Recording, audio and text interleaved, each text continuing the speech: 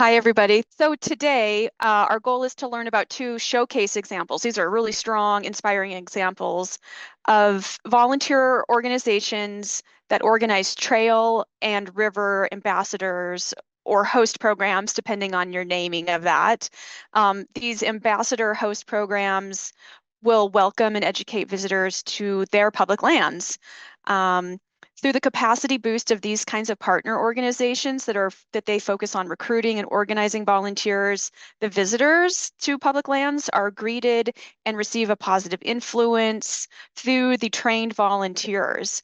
Often the top topics that the volunteers are sharing to visitors are about safety and respectful recreation.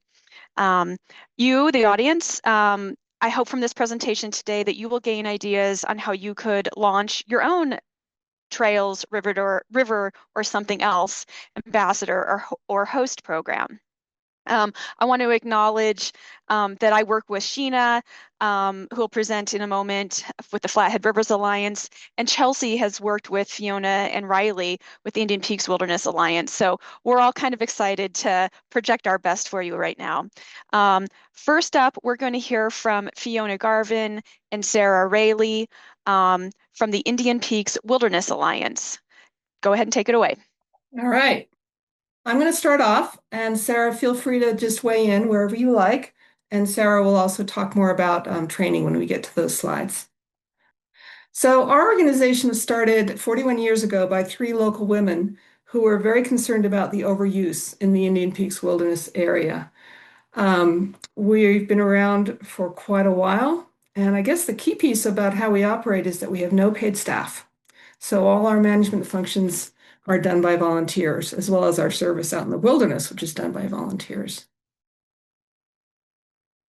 If anybody wants me to slow down, let me know, or if you have questions about any slide, let me know.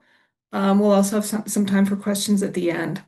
I don't like to read the slides, so I'm just going to say some stuff while you guys are reading the slides, and then I'm going to move on. I think this is why Chelsea asked us to participate in this session. The wilderness areas that we help to preserve and protect are heavily used and have complex usage regulations based on a system of zones for overnight camping. Most wilderness areas, is my understanding, do not have permit systems for camping, but portions of Indian Peaks wilderness do. On the east side, it also spans the divide, so there's another ranger district on the west side. So we have two different ranger districts in the same wilderness area. And then the James Peak Wilderness area to the south doesn't have any permit regulations, which introduces a whole set of additional problems in that area. This is an overall view. So we have Rocky Mountain National Park up here at the top, and then Indian Peaks Wilderness directly below, and then down below here, south of Indian Peaks Wilderness, is James Peaks Wilderness. The yellow area is a no camping zone from May 1st through November 30th. The purple areas have permit requirements for overnight camping. And the blue areas west of the divide don't require camping permits. As you can see, it's a complicated map. There's a whole lot of different named zones. Areas around lakes with circles around them often also have designated campsites. So you can't just camp anywhere you want. There's designated campsites. So it's quite complex. This is just a sample. There are 13 different named zones on the east side, which is mostly where our volunteers do their service. Some of them have designated sites, some of them don't. So this is something that we train our volunteers in, and it's because it's very challenging for the Forest Service to get this level of detail and information out to the public. So that's a big part of how we help them with that. So our program model has evolved over the years, and it will no doubt continue to do so. I think key is that we serve as ambassadors. We don't do any enforcement. We don't ask to see permits. We don't ask for identification. We don't give tickets. We emphasize training and mentoring to ensure that our volunteers are ready to interact successfully with the public. We patrol year-round. We host at trailheads. and we help the Service with coordinate with them for trail maintenance, tree removal, and we've also started helping the local ranger district with their wilderness initiatives. In 2025, we helped by downloading trail camera data and participated in a bridge survey project. This wilderness area has been around for a while, and the bridges have been around for a while, and some of them are turning into something other than bridges. So we haven't actually helped rebuild the bridges yet, but they wanted a good inventory of what's out there and what needs work. This is a quick look at our uniform. Although we introduce ourselves as volunteers, the public sees us as official. They see us as rangers. They'll say, I met a ranger up on the trail. We never introduce ourselves as rangers. We introduce ourselves as volunteers. But it does help the visitor be receptive to information or feedback, much more receptive than if we weren't wearing a uniform. We also get asked a lot of questions because we're seen as official. If someone is in trouble, there's some kind of emergency situation, people also see us as official, and that's part of what we train our volunteers in as well. It's how to respond to that kind of situation. We don't require first aid training. Some people have it, some people don't. But we do train people how to summon rescue assistance as quickly as possible. My favorite question that I got asked several years ago was, what time is it going to start raining this afternoon?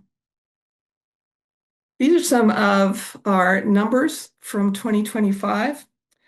One thing that we do is we count when we're out on the trail. We count people, we count dogs off leash, we count meaningful interactions at the request of the Forest Service, and we report all that information back to our local Forest Service partners. While all volunteers patrol in the summer, about 25 patrol in the winter as well. That's why those first two boxes are blank. In the last column, you can see that we had about a 20% increase in volunteers in 2025. I think that's partly due to the political situation. We've had just a lot more interest in the last couple of years. Thus, there are more miles and hours than the year before because we've got more people. That makes sense. But even so, we're seeing higher levels of usage in the two wilderness areas, particularly when it comes to backpacking. You'll see here in trees that it looks like we haven't done much with trees, but in the winter in 2020, it doesn't include the last part of 2025. And so far, we've removed 50 trees in the winter that are crossing trails. So trees are some years there's a lot of trees, some years there aren't. So that's a little bit different. But this year is going to be a big year for trees for sure. We don't do any organized recruiting, and we do limit the number of new volunteers each year based on how many we can train and mentor effectively. In the last 2 years, we've seen increased levels of interest, and we've had approximately 30 new volunteers each of the last 2 years. One of our volunteers came up with this great idea to issue a QR code on a tag to each patroller. So that's an easy way for visitors to find us. Over to you, Sara. Thanks, Fiona. And hi, everyone. I'm Sara Raley. I am Fiona's deputy, the vice chair. I've also been the summer patrol coordinator for the past couple of years, and I'm part of our training committee. So I'll talk a little bit about training and then our patrols. This slide shows some pictures from our in-person training day. And we have the training committee that starts in the beginning of the year. We do so much work because training is so fundamental to what we do that we know getting it right really matters. We have a fabulous training coordinator who really understands the difference between just presenting a lot of information to people and actually helping them learn it. So our training comes in a number of different formats. We do online training, and we have 2 different versions of that. And Fiona was the one with a great idea to split up our online training into both a section for our returning volunteers and a section for our new volunteers. So it's really tailored at where the experience level is for each individual who's part of our organization. So we try to manage the complexity that all of our volunteers have to learn. I know everyone here understands there's so much complexity involved with wilderness. It's part of the big fabric of public lands. It requires a tremendous amount of people skills. It requires having a lot of understanding of just being outdoors and recreating responsibly. So we have a lot of information to present. If you're a new volunteer, it feels like you're just drinking from the fire hose, but that's why we try to make it engaging and interactive. And it really is why we have such a robust mentor program, like Fiona already mentioned.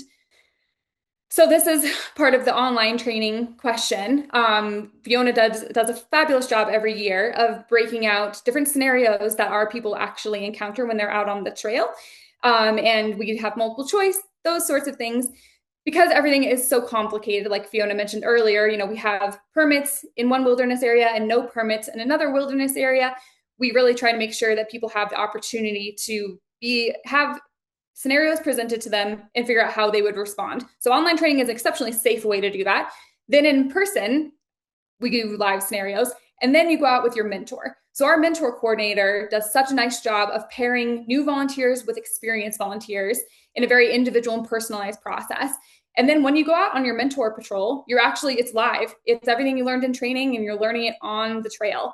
And for me, when I went on my first ever patrol, I encountered a live illegal campfire. So having my mentor there with me to teach me not only the best way to help people put it out safely and effectively, and then all the next steps we need to go through after that was so important, and it probably helped keep me in the organization. So it's part of our retention strategy.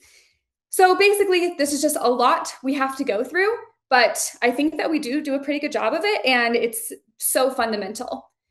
Because everything our training does prepares us to go out on what we call a patrol. That's when we're out in our uniform, we're out on the trails. I like to think that we are a friendly face and a helping hand to the public, because as we're talking about, we're ambassadors, we are educators, we are not enforcement, even though someone might look at our shirt and think that we are. But we're in the business of winning hearts and minds here. And I think that we can make a huge difference. So through education and caring for others that we meet, we hope to inspire the public to see themselves as stewards rather than users of these incredible areas. We assume that most everyone wants to do the right thing, and most everyone wants to make a difference in a positive way. So communicating that everyone has that ability, I think, can be really powerful. We also do our best when we're out on patrol to kind of fill a mentorship gap that exists. So many people today go straight from the screen or their phone to the trail, and they skip all those steps in between that we probably experienced, whether it was family or friends or outdoor mentors that took us and taught us. A lot of people don't have that today. So we have this opportunity to build a personal connection with someone when we're out there and help them learn how to recreate responsibly. And I think we can also change some lives while we're at it, because we really can convey that sense that everything that everyone's doing matters. And I think that we all want that. So the mechanics of how this works. We have about 145 volunteers. We read every single report that these volunteers submit after a patrol. So we have a whole team that does that. And the reason we do that is because we want to make sure that everyone's work matters. You're out there, you're making a difference with the public when you're on the trail, and that's great. We're also collecting a lot of data. And I want that data to be useful. We want to make sure that what we're doing is something that helps our Forest Service partners and then helps us programmatically. So we have a whole team that helps with this. We flag key items for our Forest Service partners in a variety of ways. And we just make sure that feedback loop between us and the Forest Service is always there to make sure that we are doing what we should be doing and in a helpful way. And as Fiona mentioned earlier, we've been starting to help out more with some wilderness stewardship projects, which for us has been exceptionally motivational. It means that we're having an opportunity to do more. And there are some of us who are so motivated by that.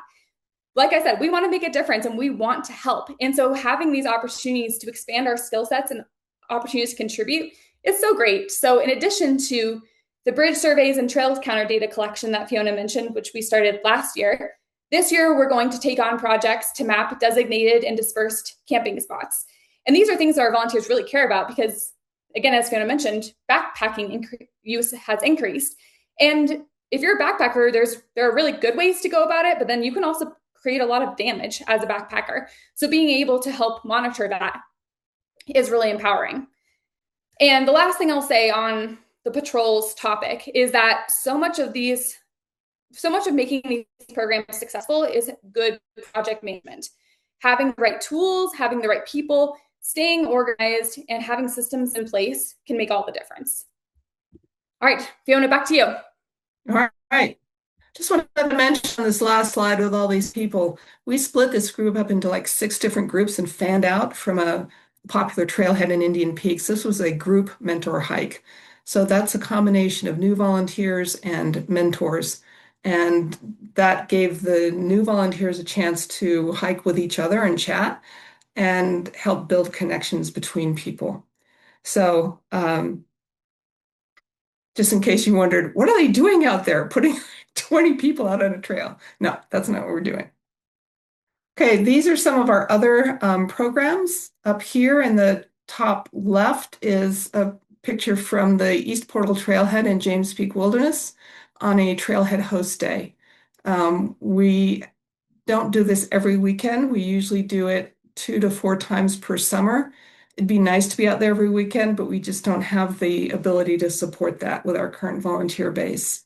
We also offer sawyer training because in the wilderness you can't use chainsaws. It's crosscut saws, so special training for that. And we also do some 3 to 4 trail work days per year in the wilderness. And we have a great outreach coordinator, and we have been presenting at various events, and that's always exciting. We get a lot of questions. We get some volunteers from that, but mostly it's just, once again, explaining who we are, what we do, and promoting the idea of stewardship in the wilderness. Anything you want to add on that, Sara? No, I think we are trying to very intentionally educate in a variety of different ways. So whether we're encountering someone on the trail, having the opportunity to speak at a large gathering in Boulder, we're just trying to really make sure that the public understands what wilderness is, because it is complex. And I mean, I don't think I really got it. I definitely didn't get it before I started volunteering. So we're just approaching the public with that kind of humility and knowing that we were all once there too. And like Fiona said, our outreach coordinator has been doing such a nice job of that. Current focus and growth areas. We're really trying to evolve from an earlier model of basically a bunch of loners who just like to hike. Trying to get people together when they're introverts who just want to be in the wilderness is a little tricky. But community activities do help raise our motivation and enthusiasm, as well as helping to recruit people for management tasks. We get to know people, get to know what their interests are, see if they'd be a good fit to help us out, invite them to work on a project, see if they are interested in becoming a board member. And that's really how we recruit our board. Financially, we're fortunate enough to have generous donors whose response to a single annual annual appeal generates enough revenue to cover our expenses. So we don't do a huge amount of fundraising. It's approximately 85% program and 15% administrative is what our expenses boil down to. What does success look like? It was interesting to think about this question. For this presentation, we're usually so busy just running other programs that we don't consider this kind of thing. So this is sort of what Sara and I came up with as our definition of success, and this will no doubt evolve over time as well. I think on the previous slide, the endowment fund was mentioned, and in my mind, that really contributes strongly to longevity and setting ourselves up for the long haul. If we can generate enough revenue out of the endowment fund to like permanently fund a part-time staff person, that would really be a huge help for our organization. Not there yet, but hopefully we will be one day. And advice. I'm always happy to give advice. It's fairly straightforward. The partnership is key, and targeting the most important needs are key. And I always think that starting small, piloting something, see how it goes, change, build, add, is a great way to go. Thank you, Fiona and Sara. Contact information there. We're going to pivot to our second presenter, Sheena Pate with the Flathead Rivers Alliance, and she can offer another stellar example of volunteer ambassador programming, welcoming people to their, in this case, river system. So take it away, Sheena. Well, thank you so much for joining us online. Colter and I are based over here on the traditional homelands of the Salish, the Kootenai, and then the Blackfeet frequent here as well. So Northwest Montana, glacier country, if you want to call it. Um, Thank y'all for having me. I'm going to dive into the river and what we really get excited about. We haven't been around as long as the previous speakers, so our organization has really blossomed by just running a pilot river ambassador program. So we'll dive into kind of the nuts and bolts of our program and kind of some spinoffs as well. So with our River Ambassador program, it's really grown from that small pilot project into a nationally recognized program supporting recreation management, public safety, and resource stewardship on the Flathead Wild and Scenic River system. Our mission, it is actually much longer than this, but the nuts and bolts of it is we're a nonprofit organization dedicated to safeguarding the future of the Flathead River system as a whole through stewardship, education, and community-driven conservation. We're actually, our scope of work is focused on the headwaters of the Flathead River system, so the Three Forks. We'll dive into that further. But what happens in the headwaters impacts the entire Flathead River system. So that's why we kind of word it that way. So in 2021, we started off with a pilot program that had 6 river ambassadors.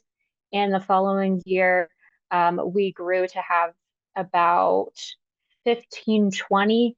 And since then, we've grown from there. In 2022, we expanded to having a few wilderness river ambassadors as well. So we've been trying to grow in the front country as well as in the wilderness as well. So the challenge is why does our organization exist? Why does our River Ambassador program exist? So I would say, like all ambassador programs, we're really to address a need, especially with the agency partners. So we're, in our case, Flathead Rivers Alliance was formed in 2019 out of a need and a desire from agencies, nonprofit organizations, businesses, community, to have a better grasp to help with the drastic increase in 2019 of river users, and also the comprehensive river management plan was going to be updated at that time as well.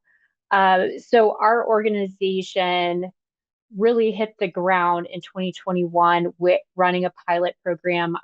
Was hired as a contractor, as their first employee, with the core ideal of addressing increasing recreation, limited agency capacity, need for visitor education, and growing safety concerns for river users, as well as a desire for all of us to really create a community of stewardship. So the photo that I have in here is Horse-Glacier river access to the boat launch. You're actually not seeing the parking lot, the designated parking lot for the river access site. That's on the other side of the trees. But this is one of our very popular river access sites that we help service. So with that, we'll kind of keep chugging along. The success of our program, I always tell folks, it's not because of Flathead Rivers Alliance. Well, we are a connector, but it's really because of everyone's willingness, all of the stakeholders, including community members, agencies, other nonprofit organizations, businesses, of that common goal of how can we protect the resource and how can we come together to do that. And so Flathead Rivers Alliance has come into play to be that connector. And we really value everyone's trust to have us bring everyone to the table. So for our River Ambassador program, its strength is really building that partnership and having the success through shared training, shared messaging, and shared stewardship. So we actually have several other partners that help us with the River Ambassador. Actually, we have many more that help us with the River Ambassador program. But these are the key agencies and organizations that really help with that front end of training for volunteer river ambassadors. So, of course, Flathead National Forest, We have Hungry Horse Glacier View, so Colter, thank you as always. And then we also have Spotted Bear Ranger District, Glacier National Park, Montana Fish, Wildlife, and Parks, Region 1, I believe they are. And then Glacier Raft Companies. So Glacier Raft Company is one of the larger raft companies. They provide the training facility, the main training facility for our in-person training for the classroom portion. And then they also help provide on-water training. I do want to back up. All of our river ambassadors at this current time, they do not float rivers and provide river ambassador service. They are at river access sites. So partnering with Glacier Raft Company has allowed us to provide a majority of our volunteers who don't have their own water recreational equipment to be able to get on the river, have an experience, ask questions. Colter or her river rangers, they typically join as well and ask questions of the lead guide from Glacier Raft Company. So they have kind of that working knowledge, the lingo and understanding, and just a unique experience. So when they go back to working at the river access site, volunteering their time, they have a little more comfort in how they share information with the public. So I will always say partnerships is the key to our success. So each spring, we have an in-classroom training. As many of you know, it's really hard to get a bunch of agency partners together. One room in the spring when it's part of their busiest time. So we have that early in the season in April. That is then followed by multiple other trainings. This year, we've kind of launched a new format. So in 2026, we have a new credential system. So if you're a river ambassador, you're required to take certain trainings. Some of these trainings are in person. It might be the in-classroom with their agency partners. It might be our speaker series where we're able to bring in additional resource specialists to talk about different niche parts of the river system, history, wildlife, fisheries, a whole spectrum. And then we have online training modules as well, because not everyone is able to make every training, along with river safety trainings, additional certifications that our volunteers can receive. That doesn't mean they're going to be using those river rescue or first aid CPR as volunteers, but that just gives them additional working background and knowledge so that they feel a little more comfortable in that role at the river access as they're interacting with the public. So we'll kind of scooch on from that. So Flathead Watershed, if you're not familiar with it, we're part of the greater crown of the continent ecosystem. And then we kind of scale down a bit to the Columbia River Basin. I'm not sure if you can see my pointer. So this lighter gray is the Columbia River Basin. We are at the headwaters, essentially, of the Columbia River Basin with the Flathead Watershed. So the Flathead Watershed and then the Clark Fork Watershed meet, and then they move further down the system. What's unique about our watershed, particularly the headwaters of the Flathead River system, is a large percentage of it is managed as federal land, may it be Glacier National Park or Flathead National Forest. So we don't have a lot of private property in our river corridor. So it's key that even though we would be what some folks would consider remote, that we do have, we're able to concentrate our volunteers to help over 100,000 folks that could potentially recreate on the river system, not to mention the millions that go to Glacier National Park and have interaction with the river system in some shape or form. So we have a little map here of the Three Forks of the Flathead. This is my office. It's my backyard. It's where our volunteers provide their service. So we have the North Fork of the Flathead River. It actually runs north to south. It comes out of Ktunaxa Nation, British Columbia, flows down south. It creates the western boundary of Glacier National Park. We have the Middle Fork and the South Fork. They run south to north, and they come out of the Bob Marshall Wilderness Complex. So we have the South Fork that comes from Danaher. If you're familiar with the Bob Marshall Wilderness Complex, we have the South Fork with the Danaher Youngs Creek, that comes out of the Great Bear Wilderness portion of the complex. And then for the upper middle fork, we have where it originates out of Strawberry Creek and it meets Bull Creek. So that's just kind of a quick little overview of where we're at. We, as an organization, our scope of work is over 219 miles of river. Most of it is fairly remote, but there are lots of people that love it and love to recreate on it. So I just kind of threw this quick slide in here. I think it's important that we recognize the various layers of protection that the Flathead Wild and Scenic River has. It is formed from the north, the south, and the middle fork of the Flathead River. I'm just going to throw it out there if Colter hasn't already. Our river system is the reason why there is a National Wild and Scenic River System in an act that happened in 1968. So it's because of our river system that we were able to inspire a National Wild and Scenic River System that less than half of 1% of rivers in the nation benefit from, with the highest level of protection for a river. So just real quick, point out the quick layers that our particular river system has. So we have the Bob Marshall Wilderness was designated 1964, Endangered Species Act happened 1973. Wild and Scenic River designation for our river was 1976. And then the Great Bear Wilderness was 1978. That's wonderful that we have those designations, but it really leads into community stewardship and how do we all come together. And that's actually a very powerful piece of the story for the Three Forks. So I just have a couple more slides to really dive into the program itself. So what do our River Ambassadors do? This is a couple of snapshots of what some of our folks might be doing, but they're the core pillars of this program is to really educate, promote safety, support agencies, and build stewardship. So it's a nice little puzzle that we put together, and we recruit community members, a variety of ages. We've had everything from high school to retired. About half of our volunteers actually have equipment that they're able to float down the river. The other half just really like spending time at the river, may it be day use, fishing, swimming, whatever it may be, wildlife viewing. So we have quite the mix.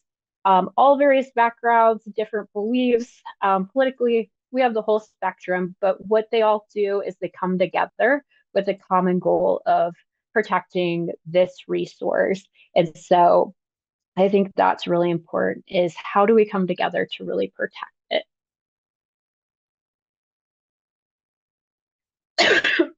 I do want to go back to this real quick. So just reinforcing, as did the previous presenter as well, Fiona and Sara, our volunteers are volunteers. They're river ambassadors. So they're storytellers, they're educators, and they're stewards. They are not here for enforcement of, they're not writing tickets. They are really there to be the friendly face that's interacting with of the river system.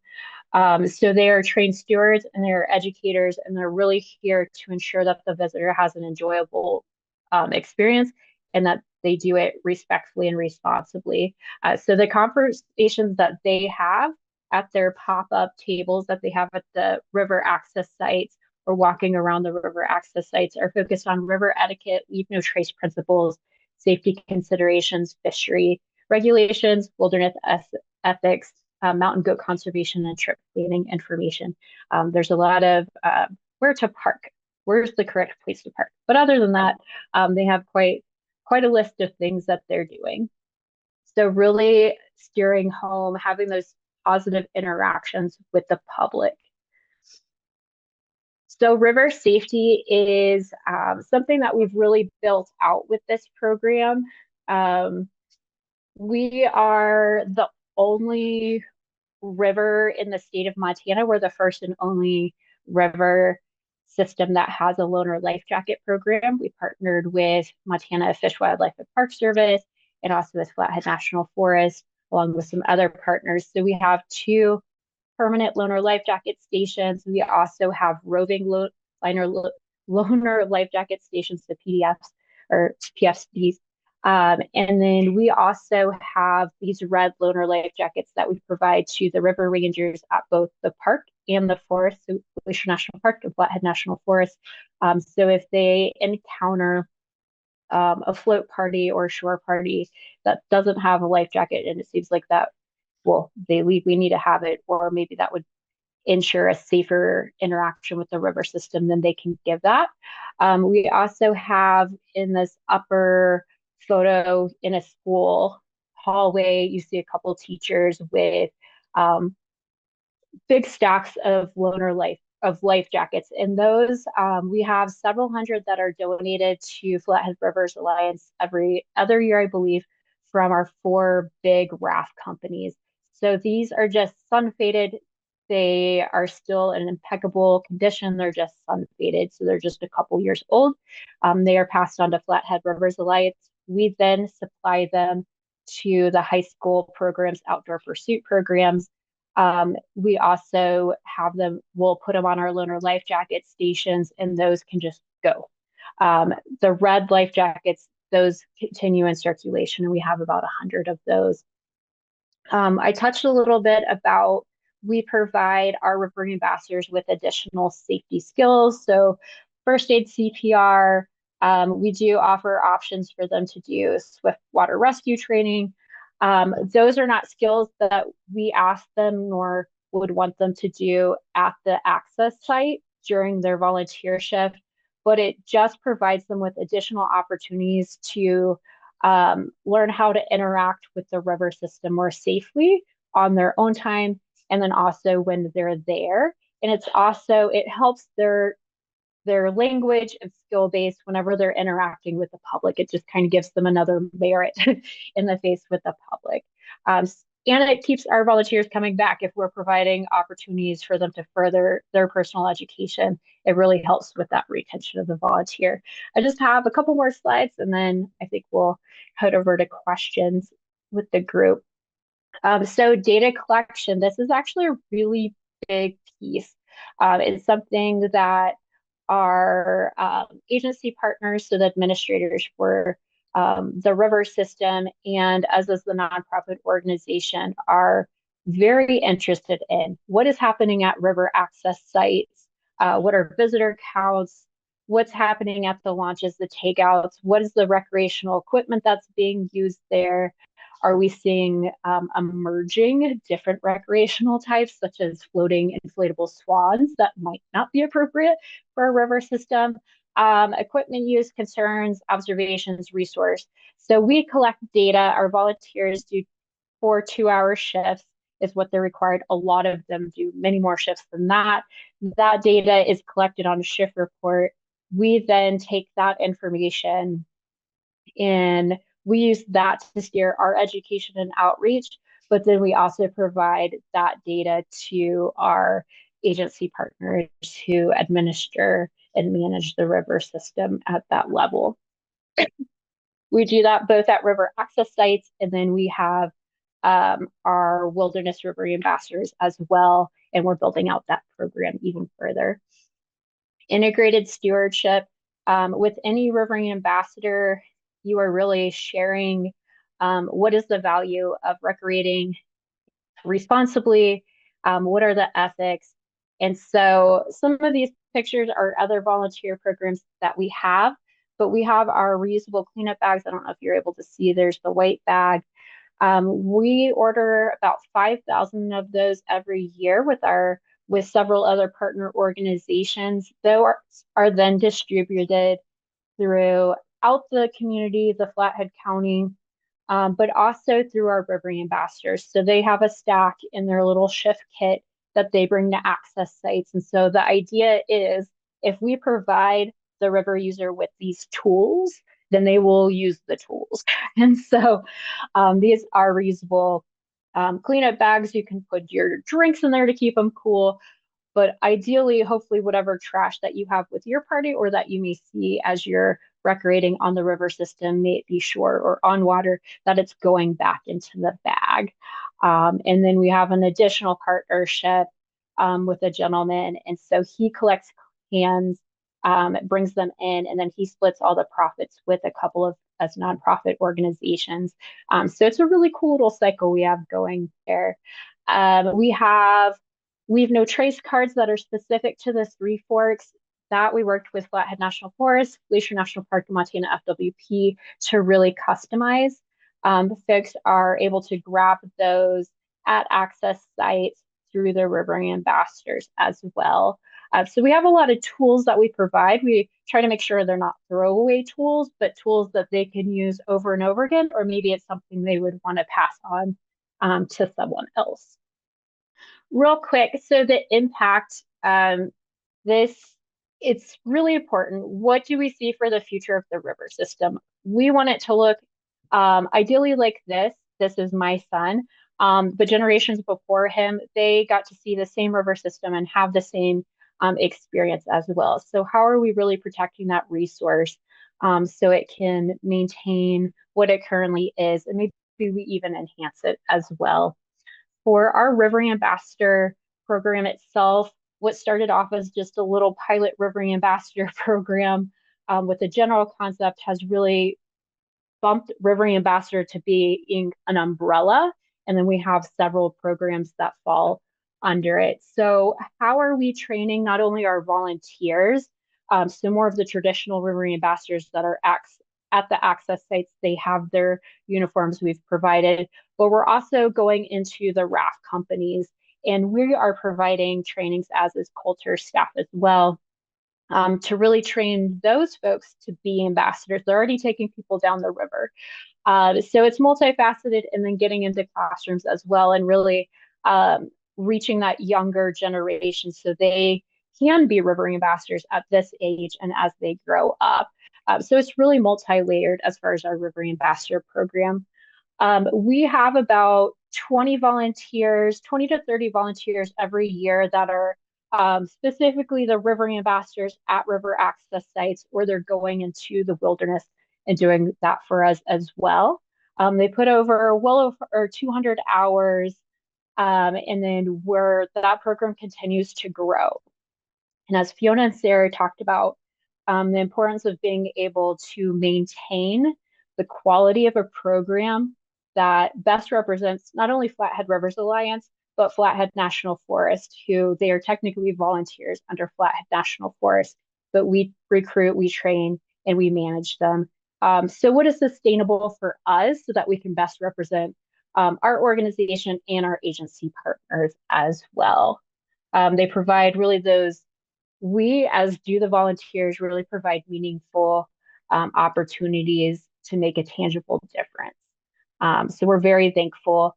In total, our organization, just for kind of that key summer months, we have over 350 volunteers that put over 1,700 volunteer hours just on about an 80-mile stretch of the 219 miles of river system that we work on.